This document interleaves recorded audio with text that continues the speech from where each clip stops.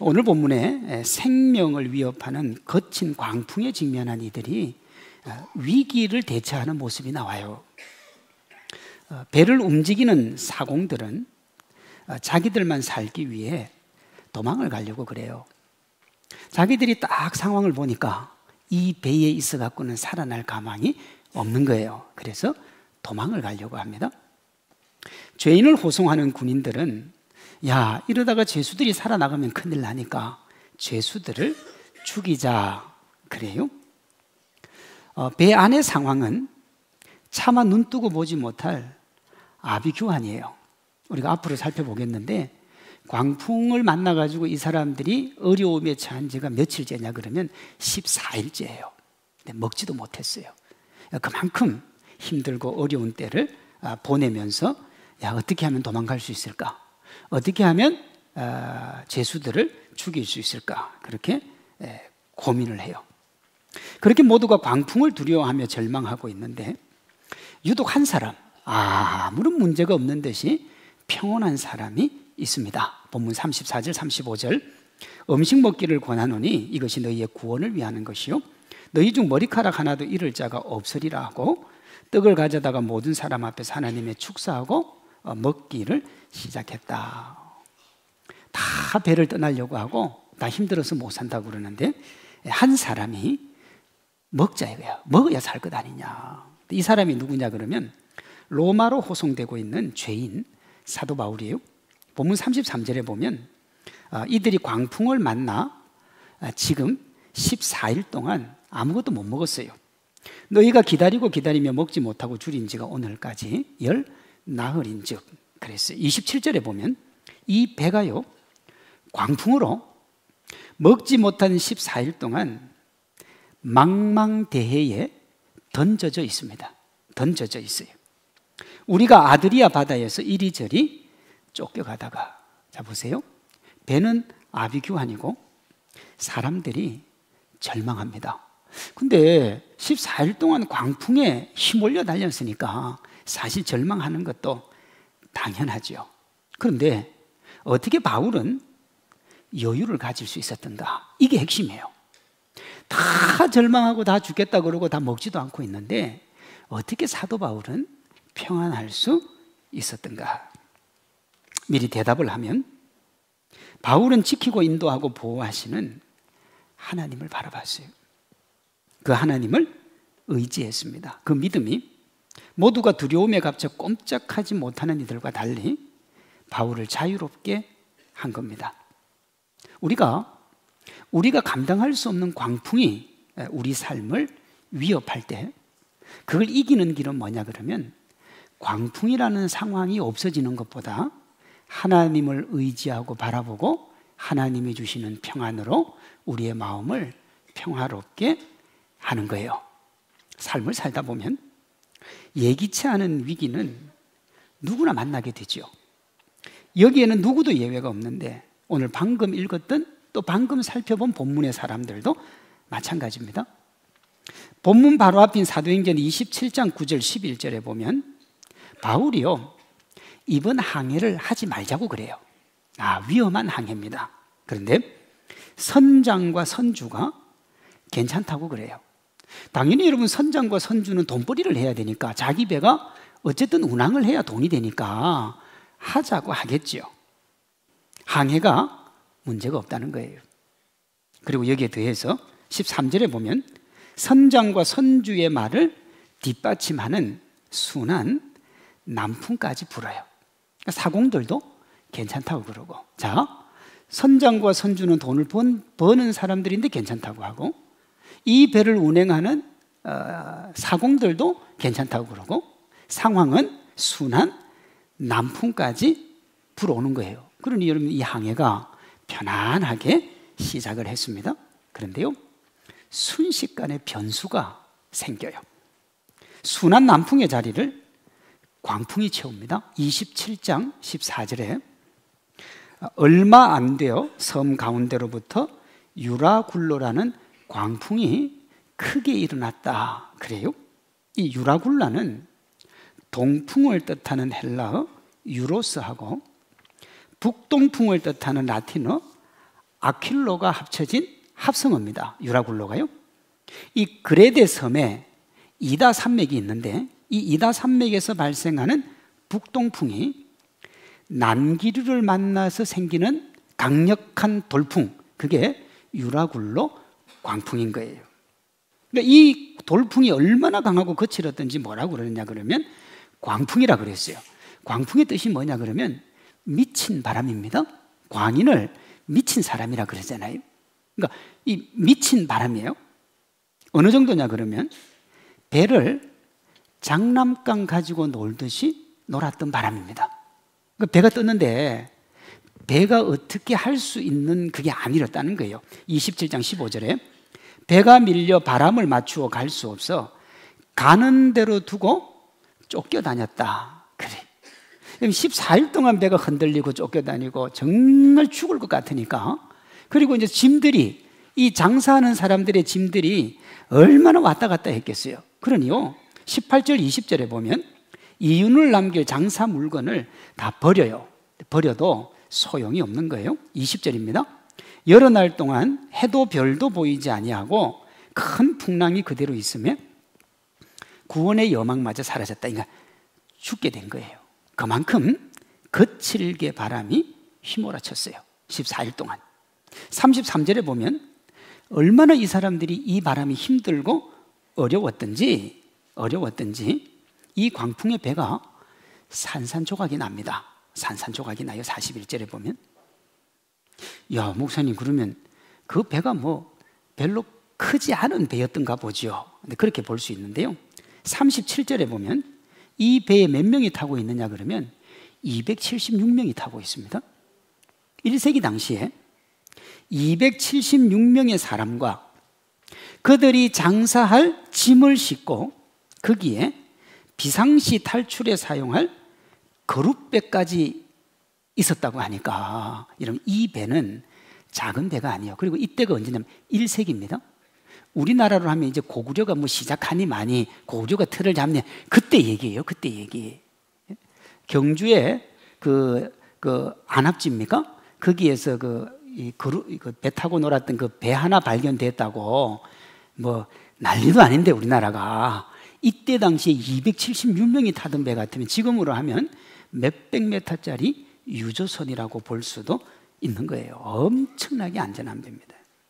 그래서 선주도 선장도 안전하다 그러고 사공들도 우리가 이 지중해를 여행을 해봤지만 이 배가 못 갈 곳은 없다. 아무리 큰 위험이 닥쳐도. 그러니 여러분 이 정도면 정말 안전한 거예요.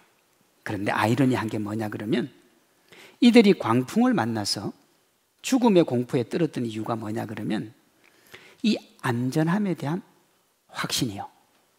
안전함에 대한 확신. 상황과 여건의 안전함에 대해서 설사 무슨 문제가 생겨도 문제가 되지 않을 것이라고 하는 확신이요. 그것이 그들을 지키고 인도할 것 같았는데 결국은 그들이 왜 이 위기를 만났느냐 그러면 그걸 너무 확신했기 때문에 그랬던 거예요. 아마 성도님들도 각자가 안전을 확신하는 배가 있을 거예요. 나는 이것만 있으면 돼. 이것만 있으면 나는 인생 살아가는데 문제가 없어 하는 확신의 배가 있을 겁니다. 어떤 분들은 물질이 그럴 수 있어요. 아, 나는 이 물질만 있으면 괜찮아. 어떤 분들은 아, 나는 명예도 있고 권세도 있고 이 명예와 권세만 있으면 나는 살아가는데 문제가 없어. 어떤 분들은 내가 다니는 직장이나 또 건강 그것을 안전이라고 이야기할 수 있어요. 무슨 문제가 와도 나는 이것만 가지고 있으면 별 문제가 없어요. 평생 먹고 남을 만한 재력이나 건강, 세상에서 얻은 명예와 권세예요. 그런데 이 배의 사람들이 왜 위기를 만났다고요? 그것에 대한 지나친 확신이요. 그게 없어지면, 그게 무너지면 인생 끝나는 거예요. 그러니 여러분, 우리가 가지고 있는 이것만 있으면 나는 인생을 살 수 있다고 하는 그 확신이 여러분을 위기 가운데로 몰아넣을 수가 있어요. 지금 나에게 큰 힘이 되고 지금 나에게 큰 위로가 되는 그것이 나를 위기로 몰아갈 수 있다는 거예요. 오늘 본문에 배에 탄 사람들이 이걸 잘 보여주는데요. 그들은 자기가 주어지고 자기 환경을 과도하게 신뢰를 했어요. 그 과도한 신뢰가 위기를 불렀습니다. 자신들이 신뢰했던 것 때문에 안정을 누리는 게 아니라 도리어 우왕좌왕했다고요. 33절에 보면 14일을 굶었어요. 너희가 기다리고 기다리며 먹지 못하고 줄인 지가 오늘까지 10나흘이라. 그럼 이분들이 14일 동안 뭘 기다렸어요? 바람이 멈추기를 기다렸죠. 상황이 더 호전되기를 기다렸다고요. 38절에 14일 만에 배부르게 먹고 남은 밀을 바다에 버렸다 그랬으니까 배 안에 먹을 것이 없어서 14일을 굶은 건 아니에요. 먹을 것이 있었는데도 굶었기 때문에. 그럼 왜 굶었느냐? 상황과 여건에 종속되어 살았던 거예요. 먹고 살고 더 잘 먹고 살고 더 잘 살기 위해 떠난 항해 아닙니까? 거의 다 장사꾼들이니까. 그런데 그 사람들이 14일 동안 먹고 사는 걸 포기했다고요. 아이러니하지 않습니까? 내가 살기 위해서 그 일을 하는데 살 수가 없는 거예요. 크리스찬들은 상황과 여건에 따라 일희일비하는, 그러다가 위기에 봉착하는 삶을 뛰어넘어야 돼요. 그렇게 하는 방법은 뭐냐 그러면 외적 환경에서 오는 편안이 아니라 어떤 환경도 이길 수 있는 내적인 평안함을 가져야 되는 겁니다. 여러분, 인간이 가지는 불안, 초조, 답답함의 본질은 마음에서 시작하는 거예요. 외적으로 어떤 주어진 게 아니라 마음에서 시작한다고요. 볼까요? 정말 답답하고 절망적인 상황도 이겨내는 사람이 있는 반면에 별것 아닌 어려움 앞에도 주저앉는 사람이 있습니다. 오늘 본문도 마찬가지예요. 34절에 보면 바울이 음식을 권하잖아요. 35절에는 떡을 가지고 와서 사람들에게 주는데 276명이 배부르게 먹어요. 모두 죽었다고 손을 놓고 14일 동안 있었는데 바울은 어떻게 이렇게 할 수 있었던가? 그것은 주어진 상황에 매몰되지 않고 상황을 넘어 계시고 상황을 주관하시는 하나님을 의지했기 때문에 그런 겁니다.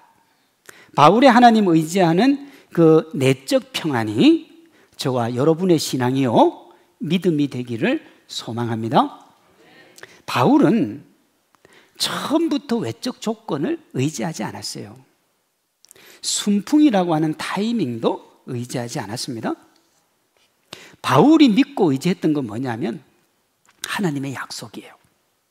사도행전 27장 23절 25절입니다. 내가 속한 바 곧 내가 섬기는 하나님의 사자가 어젯밤에 내 곁에 서서 말하되 바울아 두려워하지 말라. 네가 가이사 앞에 서야 하겠고 또 하나님께서 너와 함께 항해하는 자를 다 내게 주셨다 하였으니 그러므로 여러분이요 안심하라. 나는 내게 말씀하신 그대로 되리라고 하나님을 믿노라. 이 말이 왜 중요하고 얼마나 중요하냐 그러면요 24절에 이렇게 되어 있어요. 하나님께서 너와 함께 항해하는 자를 다 누구에게 주셨다 그랬어요? 네게 주셨다 그랬어요. 여기가 네가 누구냐 그러면 사도 바울이에요. 자, 이 배 안에 276명이 있는데 이 사람의 생사 여탈권을 누구에게 줬다고요? 바울에게 줬다고요. 275명은 아무 의미가 없어요. 생사 여탈권을 바울에게 줬다고요. 네가 나를 믿고 의지하면 276명 살 거고 네가 나 믿고 의지하지 않으면 다 죽는 거예요. 그런데요 25절에 바울이 뭐라고 그러냐면 그러므로 여러분이요 안심하라. 나는 내게 말씀하신 그대로 되리라고 하나님을 믿는다 그랬어요. 믿는다 그랬어요. 바울이 하나님을 믿으면 그들이 사는 거예요. 제가 새벽 기도 때 자주 그런 말씀을 드리는데 하나님은요 믿음의 사람에게 관심이 있어요. 조금 제가 심하게 얘기하면 안 믿는 사람한테는 하나님이 별로 관심이 없어요. 우리 믿음의 사람들이 어떻게 하느냐에 따라서 우리 삶의 주변이 광풍이 휘몰아쳐도 안정적으로 갈 수 있고요. 우리의 삶이 평안해도 믿음의 사람이 문제를 일으키면 우리도 모르게 광풍이 일어날 수가 있는 거예요. 그러니 여러분, 우리의 믿음이 중요하다고요. 여러분이 삶의 자리에서 힘들고 지치고 이상한 일들이 일어날 때 여러분이 믿음으로 서는 게 그렇게 중요하다고요. 왜냐하면요, 하나님께서 너와 함께하는 자들을 다 내게 주실 것이기 때문에. 그때 우리가 두려워하면 어떻게 됩니까? 다 두려움의 노예가 되는 거예요. 그때 우리가 사도 바울처럼 여러분이 안심하라, 나는 내게 말씀하신 그대로 되리라고 하나님을 믿노라, 그러면 믿음의 역사가 일어날 줄로 믿습니다. 그럼 여러분, 우리 삶에서 믿음의 역사가 안 일어나는 건 누구 문제예요? 믿는 사람의 문제. 안 믿는 사람은 어차피 상관없어요. 믿는 사람의 문제예요. 그러니 내 문제라고요. 내 문제라고요. 이 바울의 믿음이 우리의 믿음 되기를 소망합니다. 현재 우리의 상황과 여건, 여러분이 믿고 의지하는 것은 언제라도 바뀔 수 있는 거예요. 그러면 그거 의지했던 사람은 그것 때문에 다 뒤죽박죽이 되는 거예요. 오늘 본문에 나오는 사람들의 모습을 한번 보십시오. 그들이 할 수 있는 노력을 다 했어요. 희망이 안 보이는 거예요. 절망이 집채만한 파도같이 몰려오는 거예요. 그것을 견딜 수 있는 사람은 아무도 없어요. 광풍이니까요. 미친 바람이니까. 그 바람이 우리의 삶을 미치도록 헤집어 놓고요, 헤집어 놓은 우리의 삶을 보면 그냥 우리가 멘탈이 무너져서 미치는 거예요. 그러면 두려움에 떨다가 자포자기 하게 되는 겁니다. 제가 군대에 있을 때 우리 교관에게 들었던 말이에요. 제가 경기도 파주에서 최전방에서 군생활을 했기 때문에 그때 적군이 쳐들어오면 너희가 어떻게 해야 되느냐, 참호해 납작 엎드려서 아무것도 하지 마라. 만약에 일어나고 싶은 생각이 들면 돌로 허리를 묶어가지고 절대 일어나지 못하게 하라, 뭐 그렇게 강의하면서 저희들에게 했던 말이 뭐냐 하면, 6.25 전쟁 때 총상이나 다른 상처가 없는데도 죽은 사람이 그렇게 많대요. 6.25 전쟁 때. 그 이유가 뭐냐면 공포와 두려움으로 인한 심장마비라는 거예요. 죽음에 대한 두려움과 공포가 가득한 상황에서 빗발지는 총알을 보면서 옆 전우가 딱 죽어가면 자기도 총에 맞았다고 여기고 스스로 죽는 경우도 있었다는 거예요. 그게 심장마비지. 본문도 한번 보시면 그렇게 많은 음식이 있어도 모두가 14일을 굶은 이유가 뭐냐 하면 14일 동안의 광풍이 감히 무엇을 할 수 없도록 만들어버린 거예요. 그 두려움과 그 초조와 그 염려가. 그러니까 여유가 없었던 거지, 여유가요, 음식이 없었던 것은 아닌 거예요. 이것이 적지 않은 사람이 가지는 상황과 환경을 접하는 자세인데, 사도 바울은 어떻게 거기에서 소망을 노래할 수 있었느냐 그러면 하나님에 대한 신뢰와 그 신뢰에서 오는 뭐예요? 평안함이 있었던 거예요.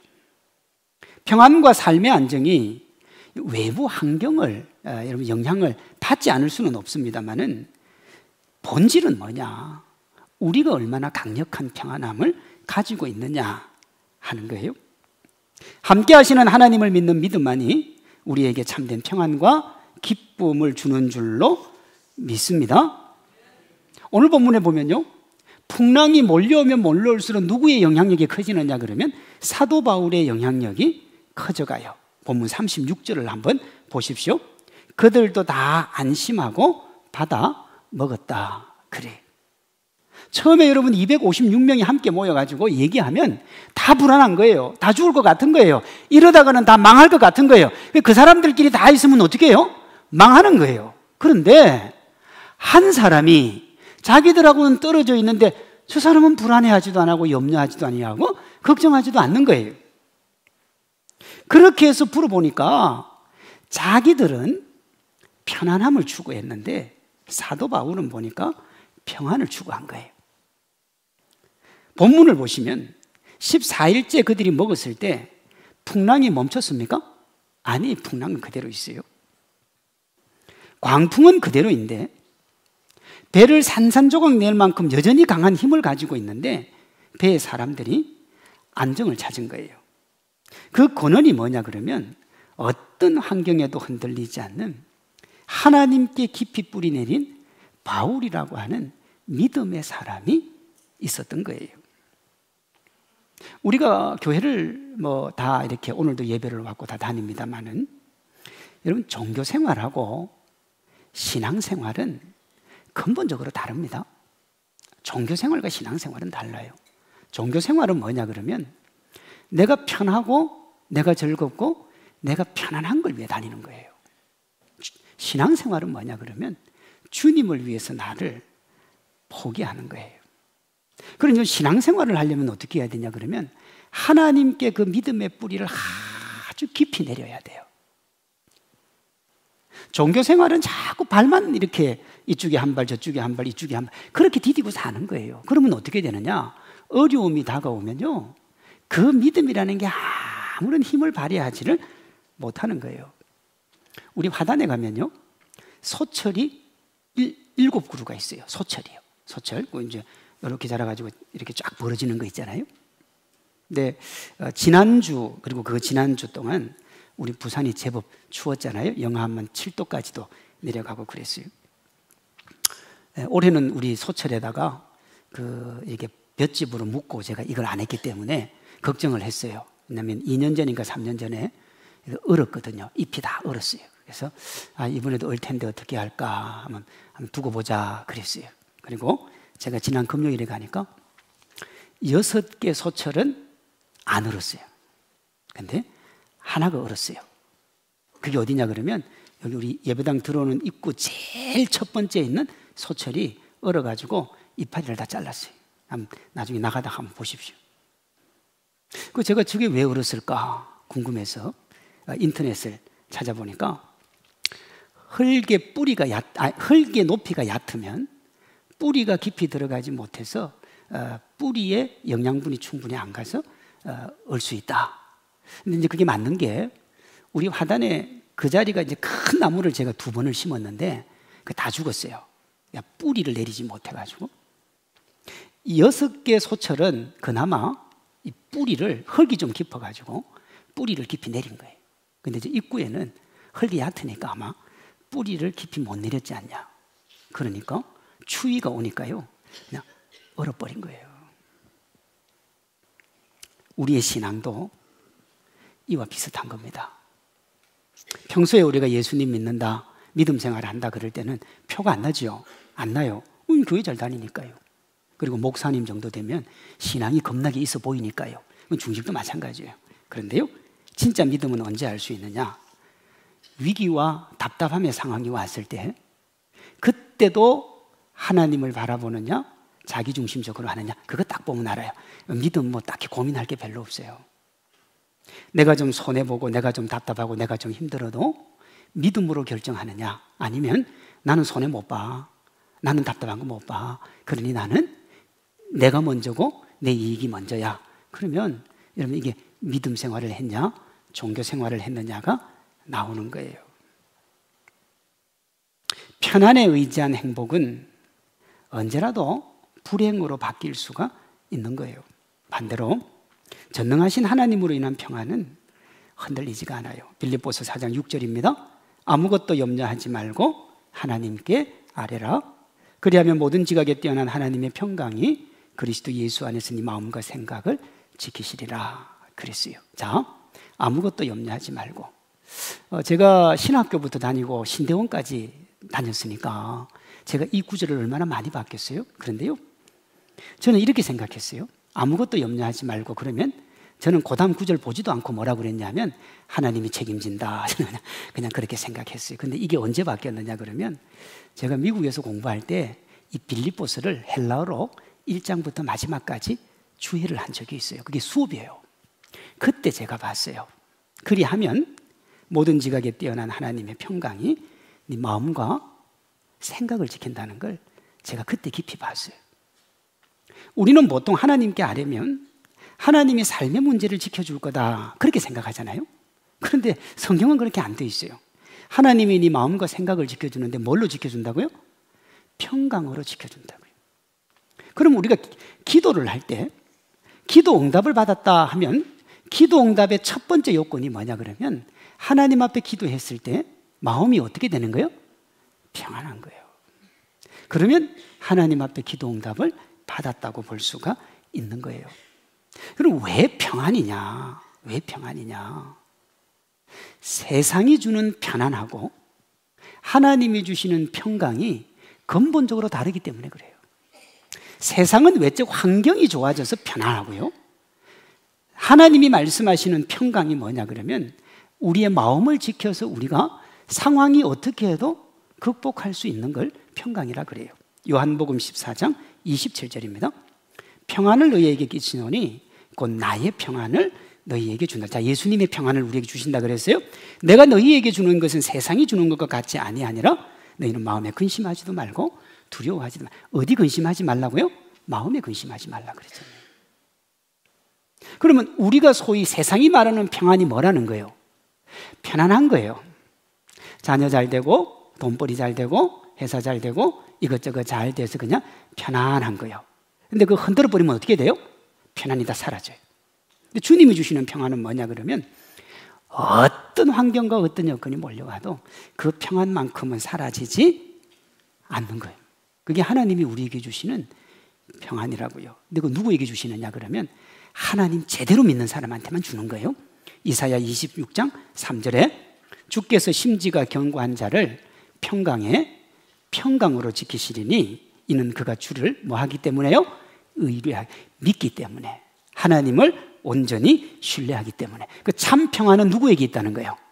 하나님을 믿는 믿음이 견고하게 뿌리 내린 사람은 평강이 있다는 거예요. 하나님이 우리의 삶을 책임져 주시는 거죠. 고난과 아픔이 몰려와도 그 고난과 아픔을 이겨내게 해 주신다는 거예요. 이것을 어떤 분이 하나님이 성도의 고난에 다음에 5가지 약속이 있기 때문이다, 그렇게 말했더라고요. 첫째가 뭐냐 그러면 하나님은 고난에 올 때 그 믿음의 사람들을 보호해 주신다는 거예요.